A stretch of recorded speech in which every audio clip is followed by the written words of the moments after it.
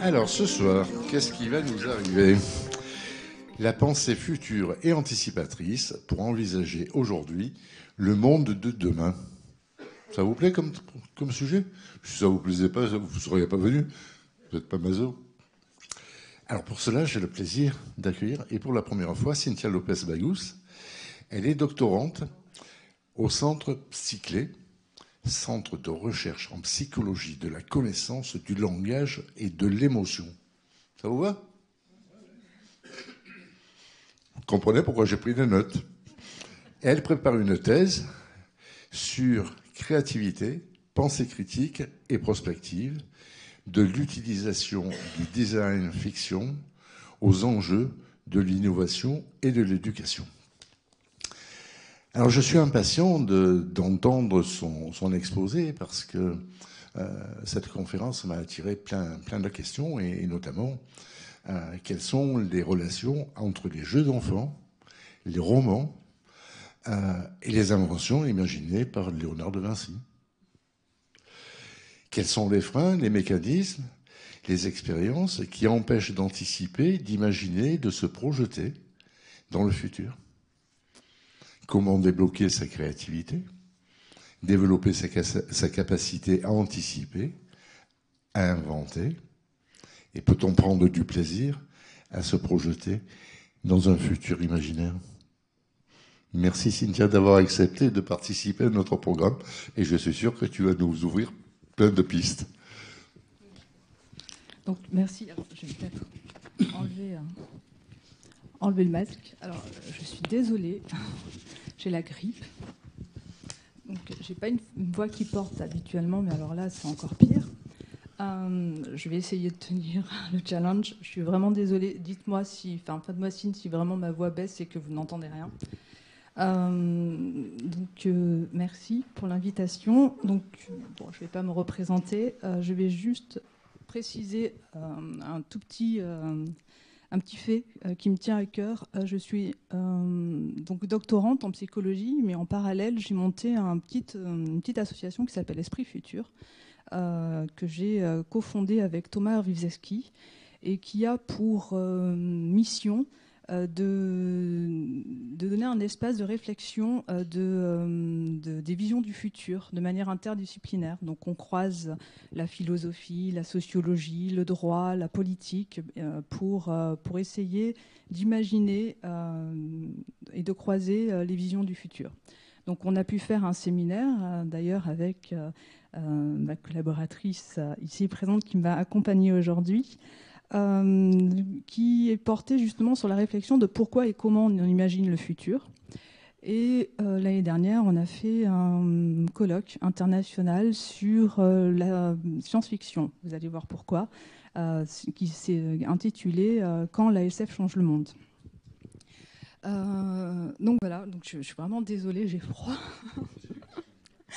Désolée si j'ai la voix qui tremble. Donc aujourd'hui, effectivement, je vais vous présenter pourquoi on envisage le futur, un peu pour répondre à cette interrogation qui a été soulevée par le programme que nous a proposé Jean-Pierre, qui était « Quel monde voulons-nous » Et donc je vais vous l'aborder sous l'aspect de la psychologie, plutôt la psychologie cognitive, puisque c'est dans ce champ disciplinaire que je me positionne.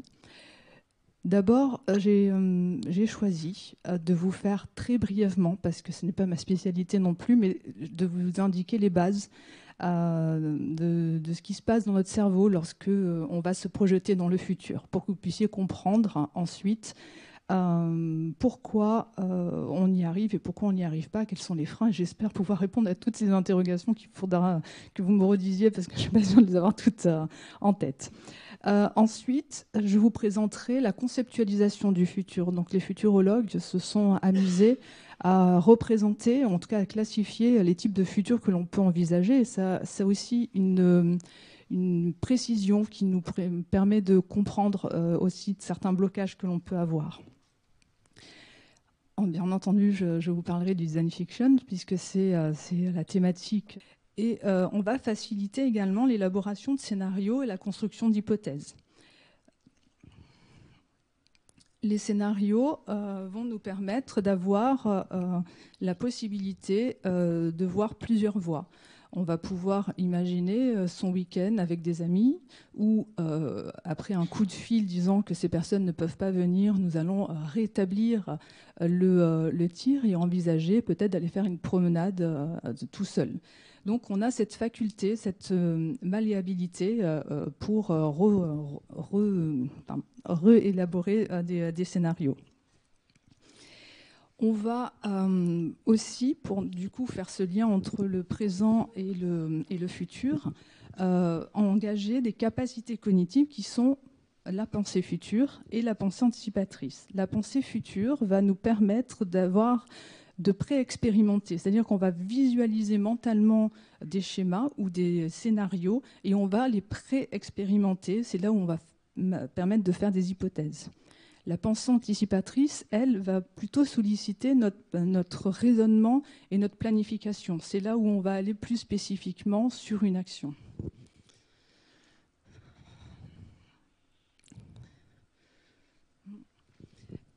Donc ces deux modes de pensée ont quand même une limite que vous allez facilement envisager, c'est notre connaissance et notre imagination. Parce qu'effectivement, pour envisager l'avenir, il faut qu'on sollicite ce processus qui est fondamental, qui est l'imagination, et essayer d'aller créer de nouvelles images, de nouvelles idées ou de nouveaux concepts qui ne sont pas directement perçus à l'instant présent. Ça va fonctionner par plusieurs étapes. Tout d'abord, on va activer notre mémoire. Je vous ai dit en tout début de communication qu'on ne peut pas envisager l'avenir si on n'a pas de connaissances. Vous seriez incapable d'imaginer un nouveau concept si vous n'avez pas des concepts sur lesquels vous rattachez. On est toujours obligé de combiner avec nos connaissances. Donc le cerveau va aller activer ses connaissances et par exemple, si je vous demande d'aller imaginer une plage, ben vous allez prendre la plage que vous avez vue dernièrement ou la plage qui vous a marqué émotionnellement ou une plage qui revient assez fréquemment dans votre souvenir. Ensuite, il va y avoir un deuxième processus, ça va être la combinaison créative d'éléments. On est totalement capable de moduler et de combiner deux images totalement improbables. Donc là, je vous ai pris l'exemple de la licorne pour vous le faire un peu mieux comprendre. On a pris donc l'image d'un cheval avec une corne et notre cerveau est capable de faire une licorne. Maintenant, si tout le monde visualise une licorne et que je vous demande de mettre des ailes, c'est un Pégase. Si je vous demande de mettre votre petite fille ou votre fils dessus, vous y arrivez très facilement. Donc on a cette capacité d'aller moduler avec de la motivation, c'est-à-dire que c'est nous qu'on demande d'aller chercher ces schémas à notre cerveau. Un autre processus, toujours dans l'imagination, ça va être cette fameuse simulation mentale ou représentation mentale. On va aller se créer des scénarios, des films dans nos têtes. Alors, juste je souligne parce que j'ai appris très récemment avec une rencontre d'une autrice que j'aime beaucoup, qui est Katie Stewart, que je recommande par ailleurs, que tout le monde n'était pas doté d'imagerie mentale. C'est-à-dire que je pensais que l'imagination était forcément liée à une représentation mentale dans l'esprit. Et en discutant avec cette autrice de science-fiction, qui a un gros attrait artistique, elle n'avait pas d'image. Par contre, elle avait toutes les sensations. Donc, je suis quand même restée sur mon cursus universitaire, qui est la psychologie, avec cette représentation mentale. Mais il faut savoir qu'on n'est pas tous dotés de la même représentation dans l'imagination. Donc cette représentation mentale, elle va vous permettre de voir, par exemple, votre futur voyage, de visualiser les couleurs, de visualiser les gens, de même entendre des sons qui n'existent pas puisqu'ils ne sont pas là, voire même de sentir des épices ou de sentir des odeurs. Tout ça, notre cerveau sait faire, donc l'imagination va très très loin. il faut savoir aussi que la simulation mentale, elle est utilisée pour un autre aspect un peu moins connu, mais que vous allez totalement comprendre, j'imagine, surtout s'il y a des personnes qui font du sport, des athlètes dans la salle ou qui ont fait du sport. On a cette faculté de pouvoir anticiper le mouvement. Alors c'est ancré dans nos gènes, parce que si je vous envoie un ballon, vous allez anticiper sa trajectoire, mettre les mains et attraper le ballon. C'est assez intuitif. Les athlètes de haut niveau visualisent même les éléments, par exemple dans la natation, excusez-moi, la natation synchronisée, on arrive carrément à faire toute la chorégraphie dans sa tête pour pouvoir imaginer le mouvement et le chronométrer. Il faut savoir que le fait d'imaginer un mouvement active les mêmes zones cérébrales que le faire réellement. Il va y avoir ensuite un dernier processus, ça va être la projection vers le futur et l'exploration de l'irréel. C'est un petit peu ce que je vous ai dit tout à l'heure. On est capable d'imaginer des mondes totalement loufoques, totalement irréalistes, parce qu'on va combiner avec des images que l'on connaît. Et c'est sur cette imagination-là, sur cette projection fictive-là, que l'on va pouvoir mener nos hypothèses et faire nos expériences. L'imagination, elle nous permet de tester des choses qui ne sont pas vraies, et voire même d'envisager des scénarios que l'on ne peut pas réaliser. Et c'est là où la réflexion est intéressante, et je reviendrai tout à l'heure sur la partie design fiction pour ça, puisque c'est un petit peu sur cet aspect-là, cette projection vers l'irréel, que le design fiction s'appuie. Donc, juste pour conclure, cette partie de l'imagination, c'est un processus complexe qui va activer la mémoire, qui va combiner des éléments que nous avons en mémoire de manière créative, c'est-à-dire de manière pas forcément logique. On va faire une simulation mentale, en tout cas, on va se représenter des émotions, des bruits, des situations. Et ensuite, on va se projeter dans l'irréel qui va pouvoir être modulé dans notre esprit. Ça va nous servir à plusieurs choses. Ça va nous servir à résoudre nos problèmes, à prendre des décisions et à visualiser ce qui n'est pas. Donc on fait ça de manière totalement quotidienne. Tous les jours, on imagine des choses nouvelles. Voilà, j'espère ne pas trop vous avoir endormi ou ennuyé avec...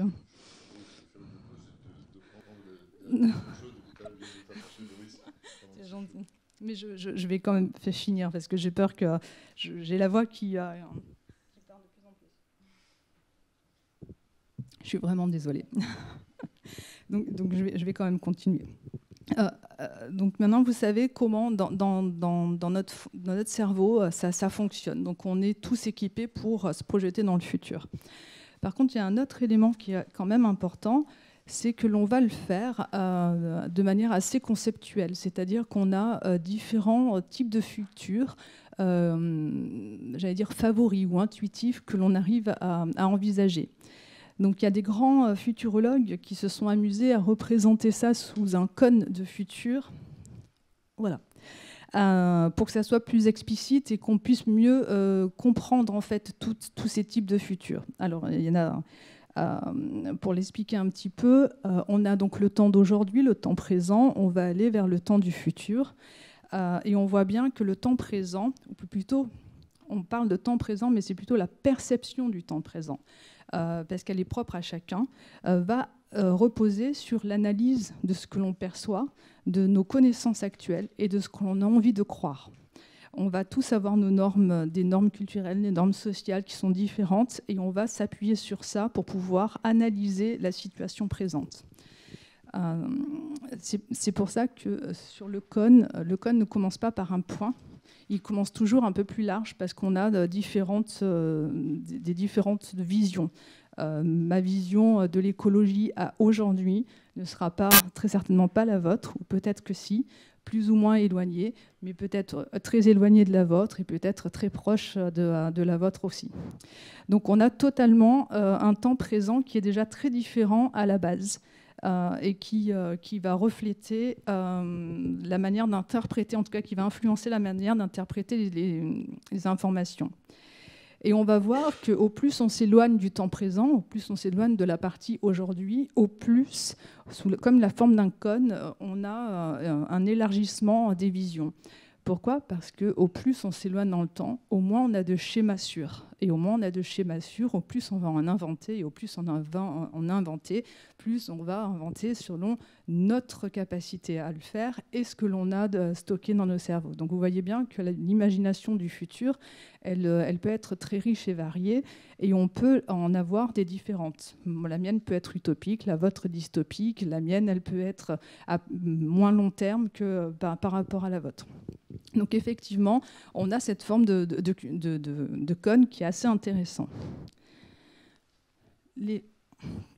On va avoir... voilà, ça s'est affiché. On va avoir 3 grands types de futurs qui ont été donc définis par toute une littérature depuis les années 50, qui vont définir 3 grands types de futurs. Le premier, celui qu'on arrive le plus facilement à faire, c'est le probable. Par exemple, si je vous demande d'imaginer ce que vous allez manger demain, vous allez vite visualiser ce que vous avez dans le frigo, et vous allez essayer, ou peut-être que vous l'avez déjà planifié, et dans ce cas-là, vous êtes à peu près sûr de ce que vous allez manger demain. Par contre, si je vous demande ce que vous allez manger mercredi, jeudi ou vendredi, là, ça commence à être plutôt du plausible. Vous savez que vous l'avez dans le frigo, mais est-ce que vous n'aurez pas un invité surprise ? Est-ce que votre fille ne va pas vous demander de commander des sushis ? Ça, on ne peut pas le savoir, mais ça reste dans le plausible. Et enfin, on a eu un dernier type de futur qui est en fait très important pour la survie de l'humanité, c'est le futur préférable.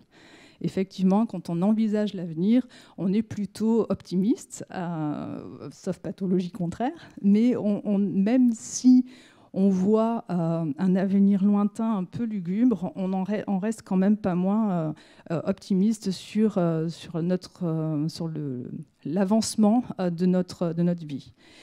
Ça, en psychologie, alors il y a plein de littérature, je ne vous l'ai pas mis là parce que je ne voulais pas vous encombrer, mais il y a beaucoup de littérature qui prouve que justement, on a cet apport avec les compétences et les conséquences. On va plutôt être motivé à agir sur un projet si on sait que les conséquences vont être réelles. Toujours pour reprendre l'exemple de l'écologie qui est assez prégnant, quand on voit qu'il y a une ouverture, quand on voit que nos actions vont pouvoir améliorer l'environnement, par exemple, on va être motivé à aller faire ces actions. Si on n'y voit pas d'issue, on va être un petit peu moins motivé. Voilà, donc tout notre mécanisme et tout notre engagement vient vraiment de notre vision. Ça, ce sont les principaux futurs que l'on peut retrouver. Alors les futurologues à la base, les futurologues ou les prospectivistes, je vais y arriver, étaient plutôt de jouer avec le futur pour envisager des stratégies d'entreprise ou des stratégies politiques ou quelque chose qui devait faire avancer l'humanité. On va arriver maintenant à avoir, et vous avez très certainement dû entendre parler, d'un autre type de futur, c'est les futurs dits alternatifs. On nous dit souvent il faut penser autrement, quel peut être le futur possible, quel peut être le futur qui pourrait venir un petit peu bouleverser notre quotidien. Et ils vont se distinguer, en fait, ces futurs, donc je les ai représentés avec un cercle un peu plus large, qui vont sortir de tout ce qui est probable et plausible. Mais ils vont rester dans le possible, sinon on est dans la fantaisie, et là, ce n'est plus, on peut imaginer quelque chose de fantaisiste, mais on n'en sera plus dans ce que moi je cherche à étudier, c'est-à-dire comment on va se projeter dans l'avenir. Donc les futurs alternatifs, ils sont moins probables et moins plausibles que les autres, mais ils n'en reposent pas moins sur l'analyse rigoureuse quand même. Enfin, on ne part pas de n'importe où, on ne part pas sur n'importe quoi. Ils sont quand même basés sur certains certaines analyses, et enfin en tout cas de projections dans le futur assez pertinentes. Mais ils vont aller envisager des ruptures majeures, c'est-à-dire qu'ils vont aller jusqu'au point de l'irréalisable ou sur le point de l'impossible. C'est cette fameuse barrière qui va nous permettre, enfin limite pardon, qui va nous permettre d'envisager autre chose. Par exemple, pour vous, peut-être pour illustrer, un des futurs alternatifs qui chatouille un peu ma discipline, puisque je suis dans l'ergonomie, donc cette discipline qui vient réfléchir à comment adapter le monde du travail aux besoins et aux attentes de l'humain, ce serait d'imaginer un futur sans travail. Qu'est-ce qu'on ferait? Il y a des bouquins qui sont sortis là-dessus. On ne va pas polémiquer enfin, on ne va pas débattre sur cette problématique-là, mais ça peut être un futur envisageable, ça peut être un futur alternatif. C'est-à-dire qu'on aurait du mal à imaginer une société sans travail. Ça viendrait en obstacle à toutes les normes que l'on a entre le travail, entre la sociologie, entre les rapports avec les hommes, les uns, et puis tout notre cursus économique. Voilà. Donc du coup, ce petit futur alternatif, je sais, voilà, il va monter, va venir mobiliser deux grands modes de pensée qui sont très demandés maintenant dans le monde du travail et qu'on ne sait pas trop à quoi ça correspond et surtout comment les développer. C'est la fameuse pensée critique et la créativité. Alors, tout le monde parle de créativité, tout le monde parle de pensée critique, mais on ne sait pas bien les définir. Justement, en fait, on pourrait les illustrer avec ces fameux futurs alternatifs, puisque ces futurs alternatifs vont venir stimuler notre créativité pour essayer de sortir de notre cadre habituel, pour essayer d'emmagasiner, enfin, de chercher d'autres solutions ou d'autres perspectives. Et la partie critique viendrait ici en termes d'évaluation, dans un premier temps de l'idée, et dans un deuxième temps peut-être même rajouter une couche de valeur éthique qui pourrait venir approfondir l'analyse ou l'évaluation de l'idée créative. En tout cas, ce qui est sûr, c'est qu'on s'éloigne plus de ce que l'on fait intuitivement pour aller imaginer l'avenir. Ce n'est pas que cognitivement, ce n'est pas coûteux d'envisager un scénario probable, c'est qu'on y arrive facilement parce qu'on ne prend pas trop de risques. Maintenant, essayer d'élargir et aller dans de l'alternative, c'est un peu plus compliqué. Mais du coup, on peut se poser, c'est ce que je viens de vous dire, voilà, penser différemment et se remettre en question et stimuler la créativité. On peut se poser maintenant la question de pourquoi on nous demande en fait d'aller penser ces futurs alternatifs. Pourquoi, à quoi ça sert? Quel est l'impact ou quel est le bénéfice?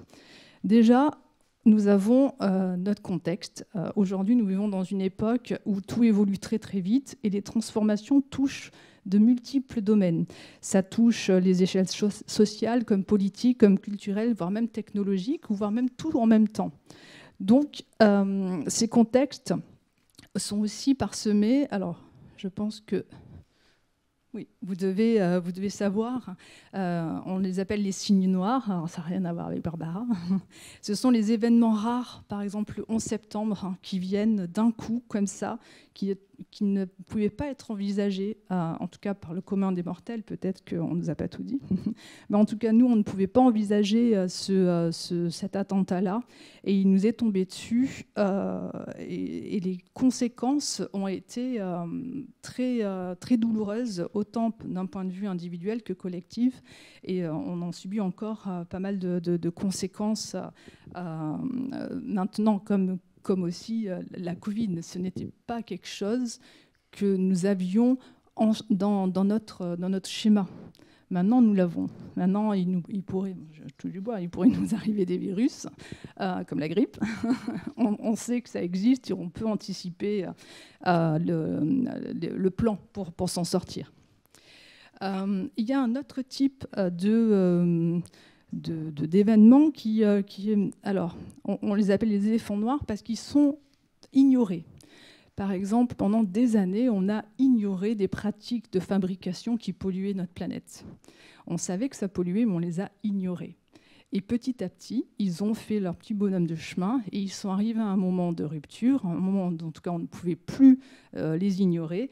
Et ça a eu aussi des conséquences désastreuses, un peu moins brutales que le 11 septembre, mais aussi catastrophiques en termes d'écologie, comme on peut le voir par le monde. Excusez-moi.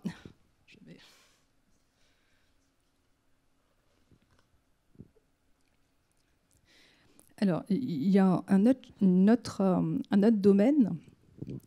Pourquoi c'est bien d'envisager des futurs alternatifs? C'est la fameuse littératie des futurs. Alors, ça a été très développé par l'UNESCO et particulièrement par Ian Miller, qui précise que dans ce monde en fait en constante évolution, on doit développer des capacités à penser et à anticiper l'avenir. Alors il précise, parce qu'il aime l'utopie, comme je peux l'aimer aussi, que c'est un outil qui est censé imaginer un futur dans lequel on souhaite vivre. C'est la base de la littératie des futurs.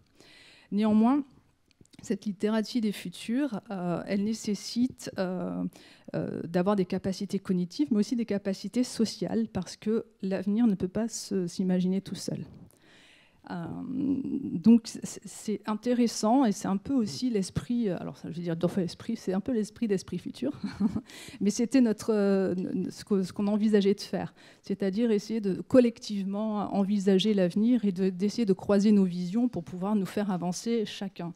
C'est pas à l'issue d'un espace de conversation où on va forcément prendre l'idée de l'autre et dire oui, en fait, tu as raison, c'est totalement ce que tu dis, c'est vrai.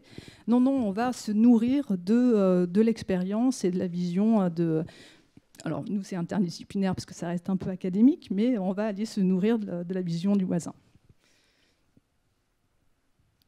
Donc, un des grands défis, et donc aujourd'hui d'élargir la perception de l'avenir vers cette exploration du futur alternatif. Et pour ça, il va falloir mobiliser des compétences de créativité et des compétences d'esprit critique pour envisager des perspectives un peu diversifiées. Donc on va aussi réaliser des analyses raisonnées des évolutions possibles, fameux « et si il se passait ça, qu'est-ce que je ferais si ?» et enclencher en plus encore de la créativité et de l'esprit critique, et imaginer des ruptures, voire même des transformations sociales.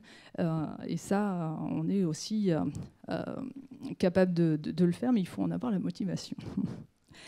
Et c'est là où, justement... Donc dans cette deuxième partie de mon exposé, vous avez bien vu qu'il y a plusieurs futurs. On a des futurs qu'on arrive assez intuitivement à faire. Il y en a qui sont un peu plus coûteux, les futurs alternatifs, où il faut avoir vraiment la motivation pour le faire et où les compétences. Et c'est justement là où intervient donc, du coup, la petite approche sur laquelle porte ma thèse, le design fiction, puisque c'est une approche qui permet de faciliter cet engagement vers le futur alternatif. Le design fiction, alors je ne vais pas me battre pour savoir qui a été le pionnier ou pas le pionnier, mais bon, parce que c'est toujours un peu la guéguerre entre pas mal d'auteurs. En tout cas, moi je pencherai pour Julian Blaker, qui en 2009 a fait un texte fondateur sur le courant du design fiction sur le site internet de son agence de design qui s'appelait Near Future Laboratory, dans lequel il explique que le design fiction combine donc du coup le design. Alors design, il faut l'entendre comme activité de conception et la narration pour imaginer se représenter des futurs alternatifs. La méthodologie est très très simple. Ça part d'un récit de science-fiction et d'un prototype fictif.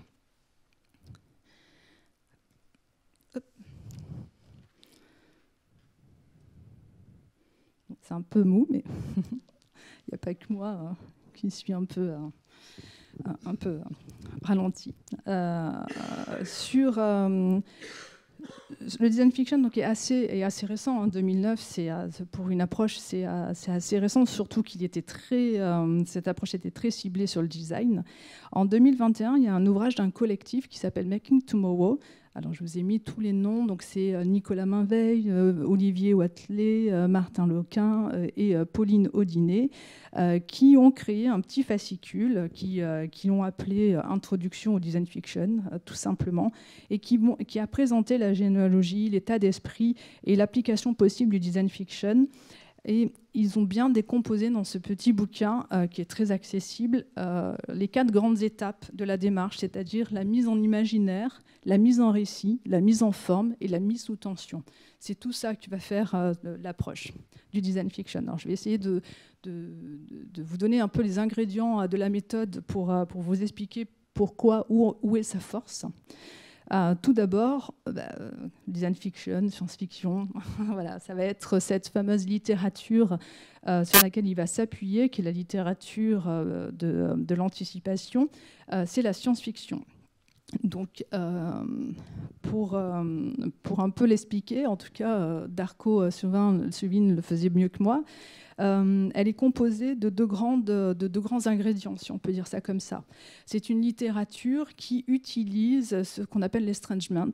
C'est un processus qui va rendre quelque chose de familier étrange. Et il va y avoir le novum, ça va être un élément bien spécifique, une propriété de ce monde de fiction qui va venir appuyer ce processus d'étrangeté et qui va nous donner matière à y croire. Alors par exemple, je ne sais pas si vous connaissez Transpersonnage, excusez-moi. Je ne me souviens plus du nom en anglais de la nouvelle série de Netflix, mais dans cette histoire un peu dystopique pour le coup, l'effet d'estrangement, c'est ce monde qui est figé dans la glace et qui est complètement invivable, hormis le fait d'être dans un train. Et le novum, ça va être ce fameux train qui, en fait, a un système d'autosuffisance. Il ne fait que rouler, il ne s'arrête jamais. Voilà. Donc, du coup, on croit vraiment à cette histoire qui pourrait être, on n'espère pas, mais qui pourrait être possible. En tout cas, ça nous met dans un mood, dans un esprit, en tout cas, qui permet d'y croire. Pardon, c'est une petite... Voilà. Le deuxième ingrédient du coup du design fiction, et pas le moindre, c'est son fameux prototype ou artefact digétique. Ça va permettre d'illustrer le changement. Par exemple, le fait de monter dans ce train, vous y croiriez. Le fait de visualiser le concept, comme par exemple dans Star Wars, le fait de voir le vaisseau spatial, du coup, on sait à quoi ça ressemble et on peut appuyer notre réflexion dessus. Je vous ai dit en début de communication, on ne peut pas imaginer quelque chose sur lequel on ne connaît pas, mais on ne peut pas non plus raisonner sur des concepts totalement abstraits. C'est très, très compliqué. Mieux vaut avoir quelque chose qui vient asseoir notre réflexion. Et c'est ce que propose le design fiction, du coup, avec cette immersion dans le narratif qu'il propose, avec un objet qui vient faire résonance, qui vient immerger dans l'activité, enfin, dans le narratif pour stimuler notre activité inférentielle. Ça va... Bon, je vais vous donner peut-être un exemple, parce que je vois que le temps avance. C'est un exemple de... Alors ça, pour le coup, c'est vraiment des designers qui l'ont fait. C'est Ogier et Loiseau qui ont inventé un implant. Donc là, le Audio-Tooth Implant, qui en fait est une dent qui est censée capter les ondes pour pouvoir être connectées de partout. Donc la proposition, elle était de proposer un objet que tout le monde connaît, une dent, matérialisé donc du coup une puce. Donc ça, on comprend bien. Donc on accepte, on pense que ça peut être possible. Et le but, c'était d'échanger sur les possibilités de la biotechnologie et l'impact potentiel sur la possibilité, enfin sur la société et la culture. Jusqu'où on serait capable, jusqu'où Jean-Pierre, serais-tu capable d'aller pour être connecté à 100%? Voilà, c'était la question soulevée. Et alors ça fait beaucoup rire parce qu'en fait ils ont fait un joli travail. Je vous conseille d'aller voir sur le site. Ils ont interviewé des gens, ils ont fait des fausses campagnes de pub, voilà, pour essayer de vraiment intégrer, d'accompagner la personne dans la réflexion. Et ils ont eu plein de plaintes de dentistes qui ont vraiment mal pris la chose et qui ont dit « mais vous êtes fous, mais ça se fait pas, mais d'abord on n'arrache pas des dents saines, bon, je vous en passe, c'est des meilleurs », alors que le but c'était vraiment d'aller faire réfléchir. Et donc là, ils ont bien joué en fait, c'est-à-dire que ça paraît totalement loufoque, et pourtant on y a cru. Et c'est un petit peu ce que le fort du design fiction, c'est que il a cette force. Alors, je ne sais pas pourquoi ça. Voilà. Il a cette force de se dire, d'appuyer sur l'aspect ontologique, c'est-à-dire on sait que ça n'existe pas. On sait que la planète n'est pas sous le grand froid, mais pourtant, sémantiquement, on sait que c'est pas vrai. Et psychologiquement, on fait semblant d'y croire.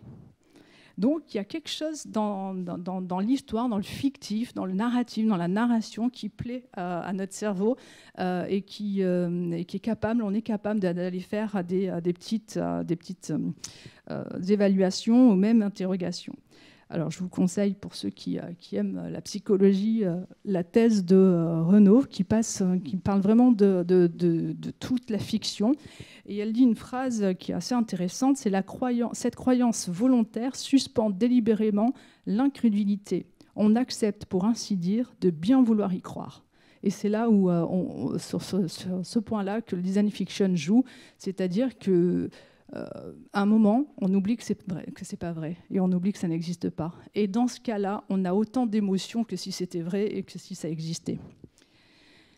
Donc le design fiction va justement rendre tangibles des idées abstraites. Je vous disais que c'était très compliqué d'aller essayer de réfléchir sur des concepts abstraits. Donc on va lui donner du corps, on va lui donner une forme qui va nous donner, avec cette forme, des informations, des liens, des émotions, du jugement. On va porter tout plein de relations à cet objet. Donc on va accéder à des perspectives futuristes, performatives, qui vont permettre d'envisager d'autres pistes du futur à des fins d'innovation. Ça nous permet de vraiment pallier à notre manque d'imagination, de nous projeter dans quelque chose qui est très très fort pour pouvoir au moins faire l'exercice d'y réfléchir. Il va nous permettre aussi, alors ce n'est pas un outil prédictif, en tout cas j'espère pas, pour la plupart des design fiction, mais ça nous permet de faciliter ce processus de réflexion. C'est-à-dire que ça va nous pousser à aller nous interroger, à poser des hypothèses et à y répondre.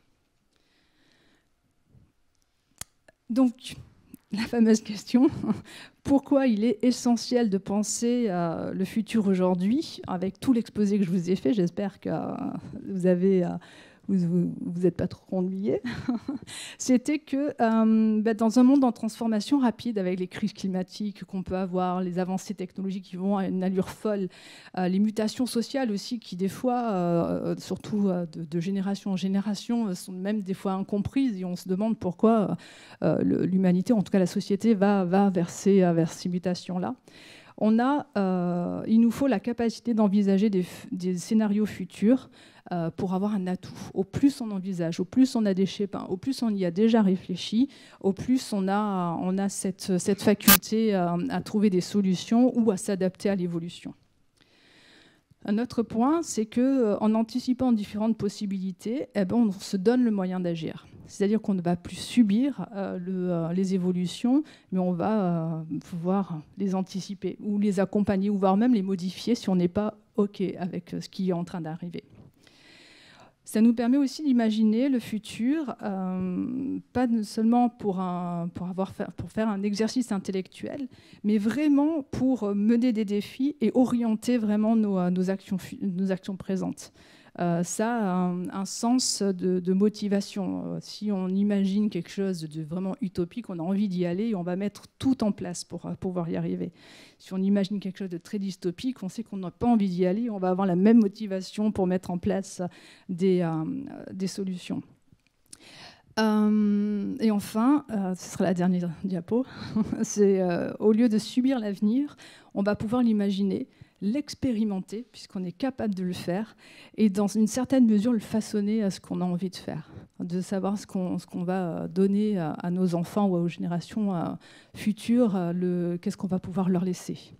Chacun de nous va pouvoir jouer un rôle dans la construction de ce futur avec les choix que nous faisons aujourd'hui qui vont pouvoir influencer les scénarios qui vont arriver demain.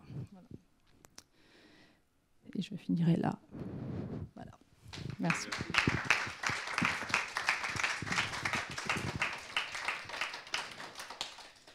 Merci pour cet exposé et d'avoir maîtrisé ta voix jusqu'au bout. Oui, ça allait mieux après. Ton exposé m'a fait penser à deux choses. La première, parce que je viens du monde de l'entreprise, le business plan. Dans les entreprises, mais on ne peut pas imaginer le fonctionnement d'une entreprise sans anticipation, sans business plan.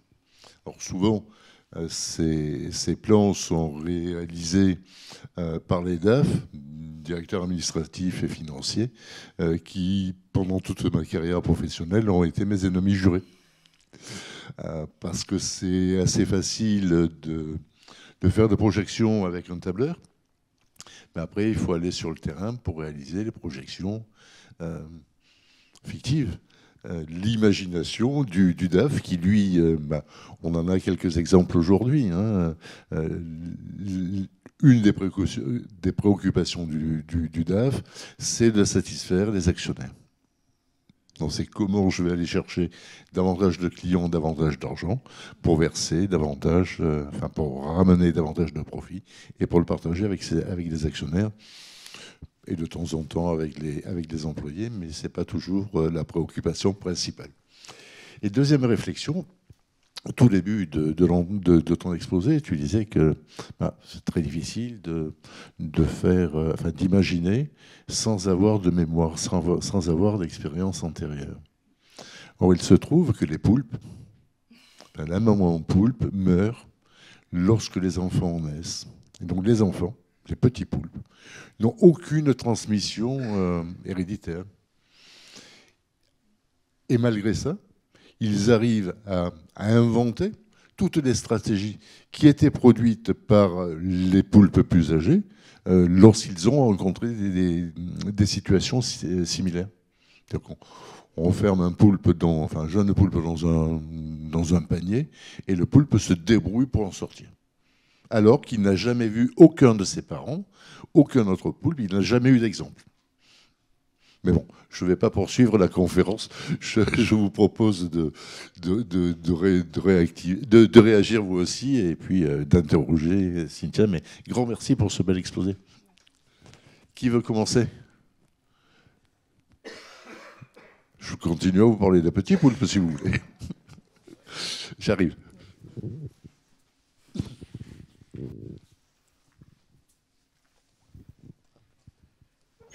Merci. Bonjour. Oui, au début, dans l'exposé sur le cerveau, là, ça me faisait penser à ce qui se passe pendant qu'on rêve. Parce que quand on rêve, on n'arrête pas d'imaginer des trucs plus ou moins réalistes, plus ou moins loufoques. Alors que là, c'est l'inconscient, mais qui va piocher aussi dans les passés.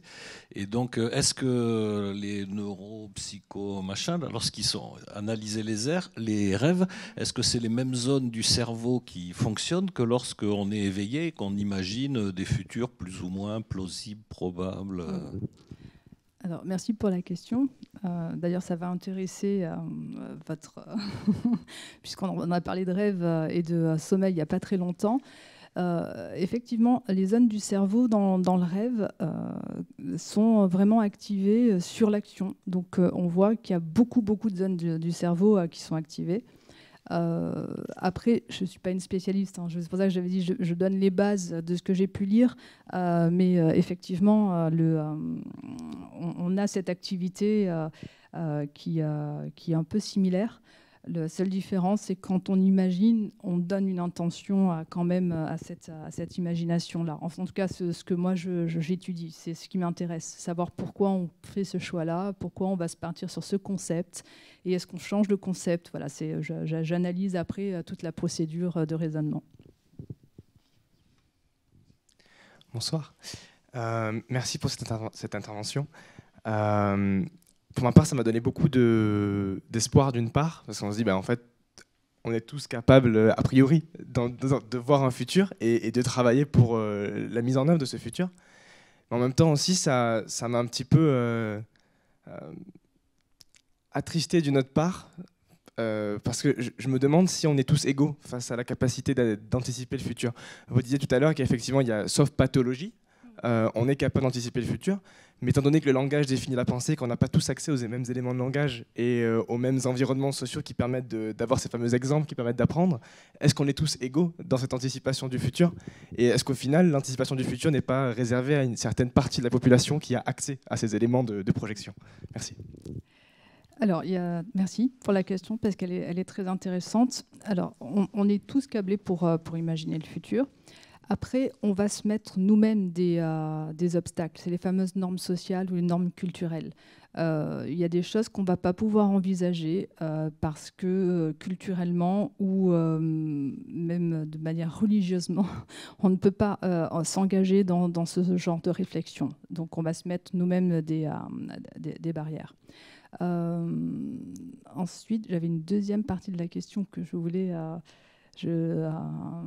l'idée est partie sur l'environnement social. Non, mais c'était pas ça. Non plus. En plus, c'était intéressant, hein, bien entendu. On est tous câblés pour envisager l'avenir. On peut se poser à des obstacles. Et ensuite, vous avez dit... Est-ce que je peux le reformuler, parce que c'est à peu près ce que je voulais oui, demander, moi. Allez-y. Comme nous sommes de plus en plus nombreux à ne pas comprendre le présent, on n'aurait pas exactement les mêmes éléments de langage, comme vous dites. On n'aurait pas la même conception des facteurs qui permettent d'envisager. Ah oui, c'était le fameux professionnel, enfin, ou expert du futur. Oui, effectivement. Si on reprend le cône que je vous ai projeté, c'est exactement pour ça que j'ai pris un peu de temps pour expliquer cette partie perception du présent, parce qu'on va partir avec nos bagages à nous, et c'est à nous aussi de voir si on l'ouvre ou si on le ferme, cet espace du présent, parce qu'on peut laisser plus d'ampleur. Effectivement, c'est très compliqué d'aller contre nos croyances. Alors, c'est pas du tout néfaste, hein, au contraire, il faut qu'on ait des cadres, sinon on se perdrait nous aussi. Mais on a effectivement, ça se travaille, c'est une capacité, c'est un peu comme la créativité. Est-ce qu'on peut être créatif autant que son voisin ? C'est une grande question, hein, dans le secteur de la créativité.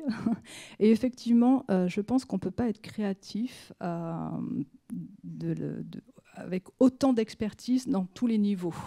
On peut être super créatif. Par exemple, j'ai travaillé avec à l'école, à l'INSOPS, avec les sapeurs-pompiers. Ils sont très créatifs, une créativité stratégique. Il y a quand même cet abstrait de protocole qui est très axé. On pourrait penser que ça les empêche d'être créatifs, et pourtant, ils arrivent à s'adapter à des situations, ils sont plus créatifs.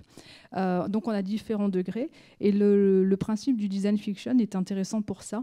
C'est qu'en vous proposant un narratif, en fait, vous devenez expert. Vous êtes expert du domaine, puisque vous avez tous les éléments qui rentrent en lien de cause. La science-fiction était à la base faite pour ça, hein. C'était une littérature d'exploration. Elle était faite pour vulgariser la science, et donc elle apporte beaucoup d'éléments, et on peut, en lisant de la science-fiction, on peut apprendre énormément de choses. J'ai lu dernièrement un livre de science-fiction qui parlait des champignons qui se reproduisaient, bon bref, et j'ai appris plein de choses sur les champignons. Donc il y a quand même quelque chose qui arrive à combler peut-être cette perte d'expertise sur le futur. En tout cas, moi, la partie futur alternative, c'est ce qui m'intéresse moi particulièrement. Finalement, je ne pense pas qu'il y ait des experts. Je pense que on est tous, puisqu'on élargit, on ne passe pas sur le probable, le futur plausible, on est tous experts d'un futur alternatif.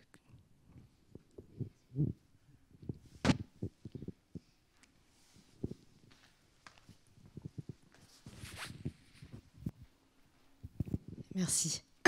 Merci beaucoup pour votre présentation. Je me demandais, est-ce qu'il y a une réflexion autour de l'éthique de la démarche?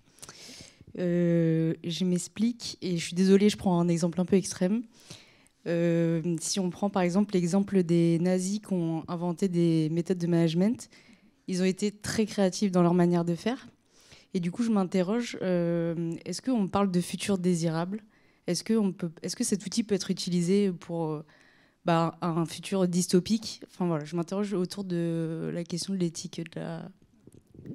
Alors, c'est pas fait pour aller faire des stratégies, mais effectivement, rien ne l'empêcherait d'utiliser cette approche pour aller envisager des futurs très dystopiques. Mais je ne pense pas que ce soit vraiment l'utilité de la méthode. Par exemple, pour rester dans la dystopie, ce qui pourrait ressembler un peu au design fiction, c'est la série Black Mirror, voilà, qui vient un peu chatouiller ces avancées technologiques et qui viennent un peu mettre de la friction. Il y a un épisode, le fameux épisode où pour acheter un appartement, il faut que notre réseau social ait atteint un niveau satisfaisant.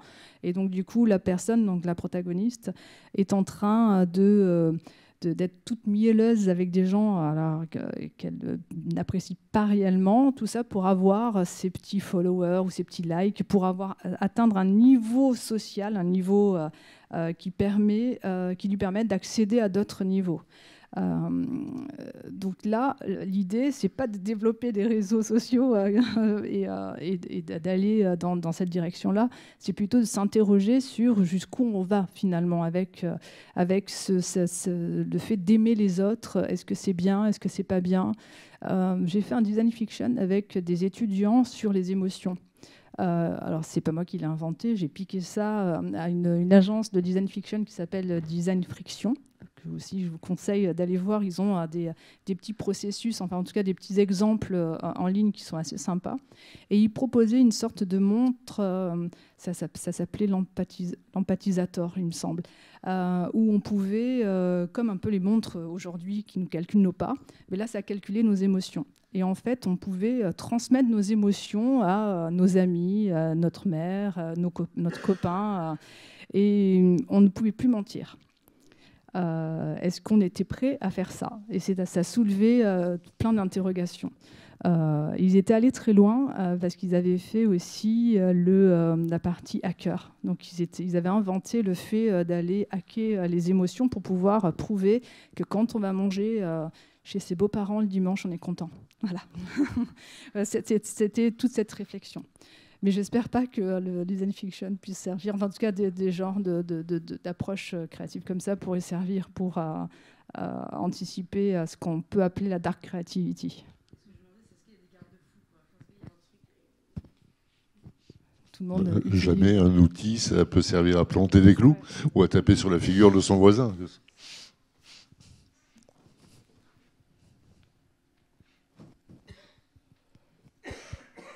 Mais alors, moi, j'ai le sentiment que la mémoire, c'est l'empilage de plein d'expériences. Mais c'est exactement ce que proposent les outils d'intelligence artificielle, où on n'a plus besoin, en fait, d'imaginer. Il suffit d'interroger ChatGPT, puis il y a un Chinois aussi qui vient de débarquer, et puis qui va écrire des récits, donc qui va rêver, qui va inventer à notre place. Alors, il y a eu une grande discussion justement avec Esprit Futur. Je suis désolée, à chaque fois je remets Esprit Futur, mais il faut venir, c'est très intéressant. On avait soulevé une interrogation comme ça, à savoir si finalement, si on créait une œuvre, Est-ce que c'était moi qui crée l'œuvre ou si est-ce que c'est l'intelligence artificielle? Donc ça, l'expert, c'est Thomas Wierzewski, mon cofondateur d'Esprit Futur.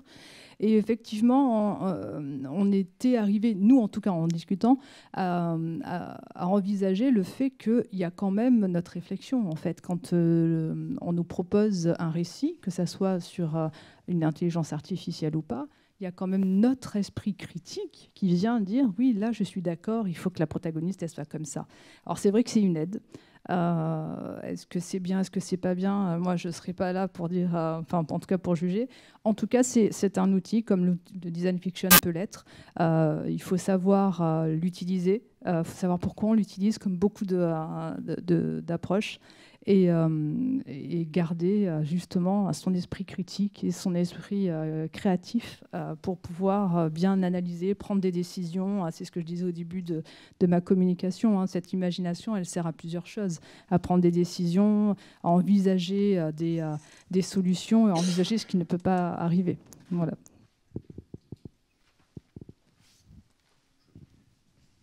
Moi, j'ai une question à vous poser. Je veux dire, je suis venu ici pour savoir un petit peu l'imaginaire de la société, etc.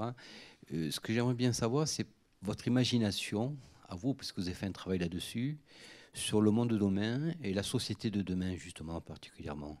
Votre imaginaire à vous, votre travail à vous, un peu. C'est ça que j'aimerais bien savoir, ce que vous en pensez, quoi. Alors moi, je ne travaille pas sur l'imaginaire dans ce sens-là. Moi, ce qui m'intéresse, c'est savoir ce que les autres imaginent. Et savoir comment on peut évoluer. Alors, après, si moi, je dois répondre, moi, personnellement, c'est un peu compliqué parce que je ne saurais pas dans quelle approche le prendre. Par exemple, si c'est sur la ville de demain, l'architecture, j'espère que ce sera des villes qui seront le plus autonomes possible et qu'on puisse un peu reverdir ces grandes cités que l'on peut avoir qui fleurissent de plus en plus parce qu'on est de plus en plus nombreux. Si on parle de l'éducation, j'aurai des heures et des heures pour vous expliquer que j'aimerais qu'il y ait des systèmes pédagogiques un peu plus adaptés aux enfants qui arrivent et arrêter de stigmatiser des enfants qui peuvent avoir des troubles de l'apprentissage, par exemple, ou d'avoir des écoles un peu plus inclusives qui apprécient et qui acceptent des pathologies ou des différences. Si je devais imaginer le monde de demain d'un point de vue sociologique, moi je suis assez contente de la manière dont ça évolue, mais c'est ma partie à moi. J'ai la chance d'avoir pu enseigner donc à l'université d'Aix-Marseille dans le facteur de la psychologie. Et moi, la jeune génération, je la trouve tellement intéressante parce qu'elle a encore cet esprit critique qui est derrière. Voilà. Donc j'aimerais qu'on puisse développer encore cet esprit et qu'on laisse encore plus de liberté. Mais ce n'est que moi. Et puis, ce qui est très intéressant dans votre question, et je pense dans ma réponse, c'est que je vous dis, moi, mon utopie à moi. Et est-ce que c'est la vôtre ? Et c'est une grande question. Autant on peut être d'accord avec la dystopie, la guerre, on ne veut pas y aller, la famine non plus. Autant l'utopie, c'est un peu plus compliqué. La mienne ne sera pas forcément la vôtre. Les normes sociales que je serai prête à accepter ne seront pas forcément celles que mon père ou mon grand-père vont accepter. Voilà. Alors ça enchaîne peut-être un peu parce que moi je m'interrogeais sur est-ce qu'il y a une pensée future collective en fait. Parce que là on parle beaucoup, chacun individuellement, comment se représente le monde, etc. Mais comment on l'imagine demain, mais comment on fait collectivement? Parce qu'est-ce qu'on a une pensée collective du présent? Est-ce qu'on peut, du coup... Je trouve qu'il y a assez peu de travail de prospective de la part des institutions. Alors, sans parler des politiques qui ont du mal à voir au-delà de la fin de leur mandat l'avenir, mais c'est un exercice difficile, la prospective. Voilà. Est-ce que ça manque pas quand même, de la pensée collective? Alors, merci pour cette question ou observation, parce que oui, effectivement, je pense qu'on ne peut pas construire l'avenir de manière individuelle. C'est un peu ce que j'ai pu montrer dans la communication. Il y avait un slide où je montrais l'esprit critique et l'esprit créatif. Et effectivement, en dessous, je ne sais pas si vous avez vu, il y avait collaboration et communication. Je suis désolée, je suis passée vite. J'ai pas pensé à le préciser, mais effectivement, il faut qu'on construise une vision commune, en fait, collective. Et il y a beaucoup d'études en fait en psychologie qui sont en train de sortir. Je vous redirige vers Lalo, qui est à l'université de Liège, il me semble, ou alors de Bruxelles, mais qui travaille sur le concept de la conscience du futur. Et la conscience du futur, elle ne peut être que collective, c'est notre conscience à nous. Et effectivement, on s'aperçoit qu'il y a certains mouvements qui vont être poussés par le collectif. Ce qu'on peut, pour reprendre, pas la politique, mais le politiquement correct. C'est quelque chose ou les valeurs éthiques ou morales, c'est quelque chose qui est quand même acquis. On va partir quand même sur cette base, à part si nous sommes les nazis, ça c'est une autre histoire. Mais on va partir quand même sur des visions assez collectives. Et effectivement, l'union fait la force. Donc oui, il faut envisager l'avenir de manière un peu plus nombreux. Et c'est jusqu'où on peut aller. Parce qu'on peut aller au sein de notre famille, au sein de notre pays, au sein de notre continent. Et après, ça va être compliqué.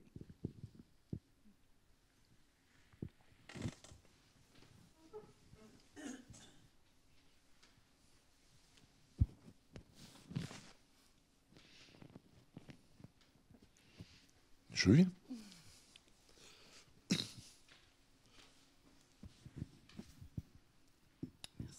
Merci beaucoup pour votre communication. J'avais une question sur le design fiction en termes de pratique, en fait. Comment ça se passe ? Vous avez parlé du fait que vous en faisiez avec les sapeurs-pompiers, par exemple, des étudiants. À quoi ça ressemble, le design fiction ? Et aussi, j'ai l'impression que vous poussez cette pratique.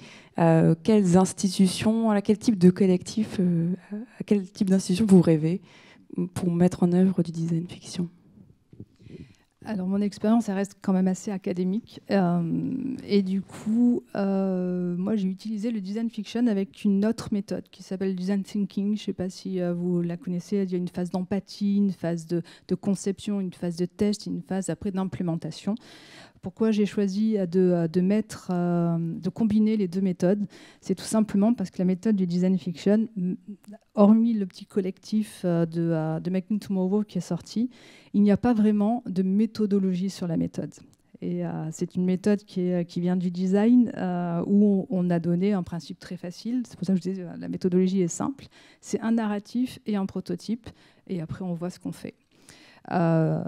Julian Blaker, qui utilise le design fiction, un peu le pionnier, l'utilise pour créer du prototypage.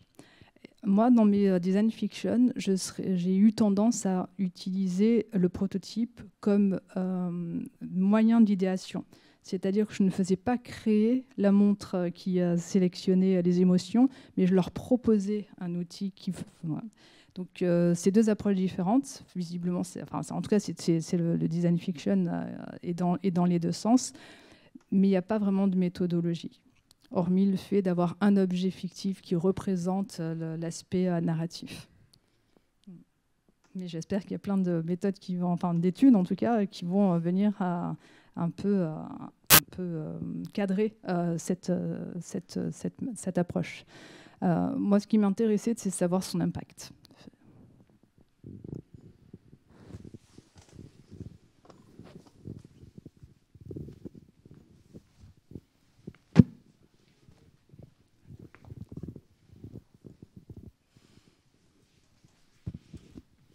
Merci beaucoup. Bonsoir, merci beaucoup, c'était vraiment passionnant. Moi, ça m'a fait penser à plusieurs choses. Alors, j'avais vraiment une question à vous poser. Moi, c'est la première fois que j'entends parler de design fiction et que je suis aussi vos travaux et ce que vous faites régulièrement. Et en fait, je me demandais dans quelle mesure vous pensez que c'est un outil qui a tout à gagner à être utilisé dans d'autres sphères que celles qui espèrent la créativité. Alors, je m'explique. Il y a deux milieux dans lesquels je me suis dit que ça serait vraiment intéressant pour qu'on puisse réaliser, par exemple, que l'existence de certaines normes sont là pour nous aider à gagner en résilience, justement, et en robustesse de certains modèles, et pas juste pour enquiquiner le monde. Et je pense notamment aux normes environnementales et sociétales et à la CSRD, qui est une directive européenne qui était hyper importante aujourd'hui par rapport au monde de l'entreprise pour essayer de structurer en fait ce qu'on appelle les rapports extra-financiers et permettre d'ailleurs de construire des scénarios par la suite qui nous permettent d'être justement plus résilients et quelque part d'embrasser presque une thématique de design fiction et de collectivement construire ça, puisque du coup, ça nous permettait d'avoir des données comparables selon des grilles comparées. Enfin voilà, j'espère que je ne perds pas tout le monde, mais c'est un gros sujet et je me disais, mais comment faire? Quel outil supplémentaire pluguer sur cette pratique-là qu'on est en train d'essayer de vider de sa substance, d'ailleurs la CSRD en ce moment, alors que typiquement pour moi, c'est une des grilles qui gagnerait à être renforcée par un exercice de prospective avec le design fiction. Enfin voilà, j'espère que je suis assez claire. Et deuxième secteur, je fais vite, c'est tout ce qui est dispositif de concertation citoyenne. Quelle place a le design fiction là-dedans? Et est-ce que vous avez eu des expériences dans ces milieux-là? Et est-ce que vous avez quelque chose à nous partager là-dessus? Voilà, merci. La CSRD, en fait, c'est une directive européenne qui est extrêmement importante parce que jusqu'à présent, ce qu'on appelait les rapports RSE des entreprises, pour responsabilité sociale de l'entreprise, en fait, ils étaient un peu construits sur la base de ce qu'on appelle les 17 objectifs de développement durable. Donc ça, c'est une grille d'analyse à l'échelle mondiale. Mais chacun faisait un peu les choses à sa sauce. Mettait plutôt en avant les données qu'il arrangeait, pouvait témoigner d'un bon bilan carbone, et puis si ça n'allait pas du tout du côté de la biodiversité, ne communiquait pas vraiment dessus, etc., etc. Et en fait, en Europe, on a fait le choix de mettre en place cette directive de façon à normaliser les rapports extra-financiers, donc les rapports RSE, et permettre d'enfin effectuer des comparatifs viables sur des données factuelles et considérablement importante pour essayer à un moment donné d'avoir une analyse correcte de la situation et faire les bons choix, notamment en matière de scénario. Voilà. Merci. Alors, merci pour cette question. Alors, je n'avais pas eu l'occasion d'utiliser le design fiction dans ce cadre-là. Par contre, il permet des fois de désamorcer certaines problématiques. Je m'explique. J'ai fait un design fiction en collaboration avec l'Université de Saint-Étienne et le laboratoire Coactis pour justement essayer d'envisager la durabilité en fait, des entreprises et interroger une notion qui est assez complexe pour les entrepreneurs et en tout cas les dirigeants, c'était la légitimité. Est-ce que je suis encore légitime en tant qu'employeur? Est-ce que je suis encore légitime en tant qu'entrepreneur? Si on pose la question comme ça, c'est très compliqué d'y répondre. Ce que j'ai proposé, moi, dans mon design fiction, c'est de rester très vaste sur la notion de légitimité et de justement éviter de définir la légitimité pour essayer de comprendre comment ils allaient se positionner. Alors, moi, je suis issue de l'ergonomie, et en ergonomie, on appelle ça créer le référentiel commun. C'est-à-dire qu'on met des gens autour d'une table, on propose un premier référentiel, un premier processus, et on essaie de voir, de tous ensemble, autour de la table, de trouver un référentiel. Et c'était intéressant parce qu'ils étaient donc, du coup une quarantaine. Ils étaient en groupe de 4-5, on les a laissés en groupe, donc encore une fois avec la partie collective. Et ils ont réussi à monter, donc il y avait tout un jeu, toute une élaboration et plein d'étapes, mais ils ont réussi à tous créer à la fin une sorte de business plan, enfin une sorte de plan stratégique, en partant d'une définition qui était abstraite. Et ils en ont fait leur définition. Et ils ont expliqué pourquoi ils s'appuyaient sur ça. Et comme c'était enrobé dans un environnement de science-fiction, il n'y a pas eu d'obstacle. Il n'y a pas eu de non, c'est pas comme ça. Moi, je dis que c'est comme ça. Parce que comme le monde était virtuel, comme le monde était fictif, ça laissait plus d'opportunités. En fait, j'ai ouvert le cône, si je peux reprendre l'image de la conceptualisation du futur. Et en ouvrant ce champ de conception, en fait, d'espace de réflexion, on laisse un peu plus de liberté et ça apaise un peu les tensions. On a déjà moins la peur du jugement en disant je vais répondre mal, je vais donner la mauvaise réponse, qu'est-ce qu'ils vont penser de moi si je dis ça. c'est beaucoup plus ouvert, beaucoup plus fluide, et on arrive quand même à atteindre un objectif. Alors, peut-être que oui, il faudrait l'utiliser, cette méthode, avec quelque chose d'un peu plus précis, mais en tout cas, la méthode, elle sert vraiment à mettre tout le monde sur un pied d'égalité en offrant en tout cas un narratif avec des informations où tout le monde a la même info. Elle permet la communication et elle permet aussi d'ajuster sa vision et ensuite d'atteindre un objectif qui serait fixé par le design fiction. Voilà. Je sais pas si... Est-ce que j'ai répondu? Parce que la question était longue. Oui.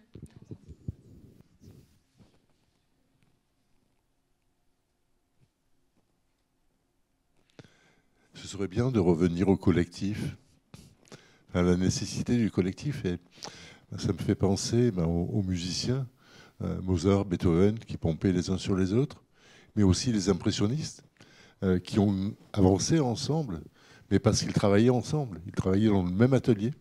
Donc on ne peut pas parler véritablement de copie, d'imitation, mais c'est parce qu'ils ont travaillé ensemble qu'ils ont grandi ensemble. Me semble-t-il, mais c'est toi la spécialiste. Non, je ne suis pas la spécialiste. Mais effectivement, on se nourrit d'autrui. Ouais. Donc c'est comment aller chercher de la mémoire chez les autres, en fait. Exactement. C'est jouer le vampire. Quand on n'a pas cette connaissance, on peut la piquer à son voisin. D'autres choses? Est-ce que vous voulez que Cynthia revienne l'année prochaine? Oui. Alors vous savez ce qu'il faut faire. Merci. Voilà, tu es déjà retenu. Merci à toutes et à tous, et merci surtout à toi, Cynthia, d'avoir résisté à des mots de gorge.